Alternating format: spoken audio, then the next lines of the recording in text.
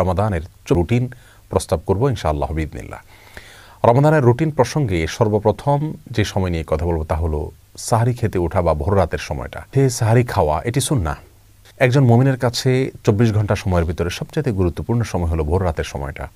কারণ এই সময়টাতে আল্লাহ সুবহানাহু ওয়া তাআলা দুনিয়ার আসমানে নেমে আসেন এবং বান্দাদেরকে ডেকে ডেকে তাদেরকে ক্ষমা করে থাকেন, তাদের চাওয়াগুলোকে মঞ্জুর করে থাকেন। তাহাজ্জুদের সালাত যত নফল নামাজ আছে তার ভিতরে সবচেয়ে গুরুত্বপূর্ণ নফল নামাজ।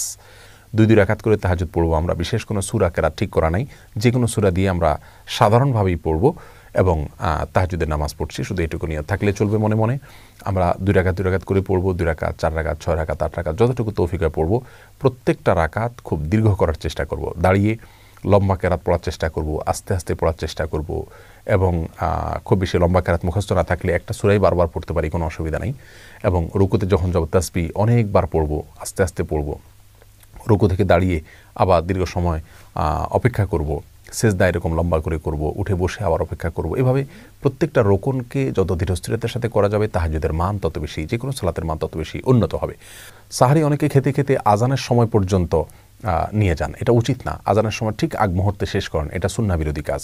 সুন্নাহ হলো বুখারীতে আসছে রাসূল করিম সাল্লাল্লাহু আলাইহি সাল্লাম সাহরি খাওয়া শেষ করতেন, এরপরে আজান এবং সাহরির মধ্যবর্তী 50টি আয়াত তেলাওয়াত করা যায় এই পরিমাণ সময় তিনি গ্যাপ রাখতেন। তার মানে এত আগে সাহরি খেয়ে শেষ করতেন। আনুমানিক 10 মিনিট সময় আমরা বলতে পারি। 10 মিনিট সময় এত লাগে না, 5 থেকে 10 মিনিট সময় অন্তত গ্যাপ দেওয়া উচিত।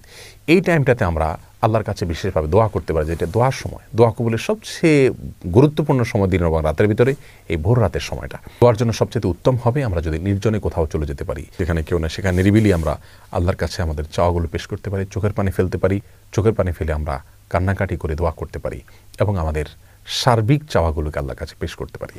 এটা হলো রমাদানের রুটিনের জন্য সবচেয়ে ইম্পর্টেন্ট সময়, যে সময়টাকে আমাদের খেয়াল করা উচিত এবং খুব সুন্দরভাবে পরিকল্পনা করে কাটানো উচিত।